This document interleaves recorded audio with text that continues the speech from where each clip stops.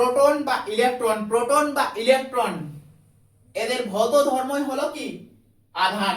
Proton বা ইলেকট্রনের ভৌত ধর্মই হলো আধান। প্রোটন বা ইলেকট্রনের ভৌত ধর্মই হলো আধান। তাহলে প্রোটন কি ধনাত্মক কণা এবং ইলেকট্রন কি ঋণাত্মক কণা। আধান কথাটা কে এনেছে? যে আধান কথাটা এনেছে বেঞ্জামিন ফ্র্যাঙ্কলিন। এরপর আধানকে আমরা দুভাগে ভাগ করি, একটা ধনাত্মক আর একটা ঋণাত্মক। ধনাত্মকটাকে আমরা কি বলি প্রোটন এবং ঋণাত্মকটাকে আমরা কি বলি ইলেকট্রন। এরপর সমধর্মী আধান পরস্পরকে কি করে বিকর্ষণ করে। সমধর্মী আধান পরস্পরকে কি করে বিকর্ষণ করে। বিকর্ষণ মানে জানো তো? বিকর্ষণ মানে মনে করো ছেলের সাথে কি হয় ঝামেলা হয়, মানে একটুকুটাই রাগ হয়ে যায়। মেয়েদের সাথেও ঠিক একই রকম, মেয়েরা মেয়েদের সাথে কি হয় একটুকুটাই তারা রাগ করে যায়। তাহলে কি হবে বিকর্ষণ হয়ে যাবে। রাগ যদি হয় তাহলে কি হয় রাগে বিকর্ষণ মানে দূরে চলে যাবে। এরপর ঠিক বিপরীত ধর্মী আধান। বিপরীত ধর্মী এটা আমি বুঝাবার জন্য বলছি।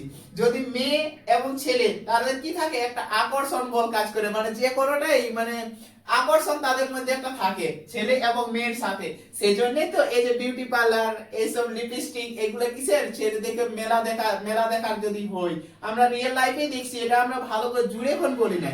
রিয়েল লাইফে যদি মেলা দেখতে যায় তো সেখানেও তারা কি করে লিপস্টিক লাগায়, আমরা কি করি পাউডার লাগাই, ফেয়ার লাভলি লাগাই। সেজন্যই লাগাই কি বলে আকর্ষণ বল কাজ করে।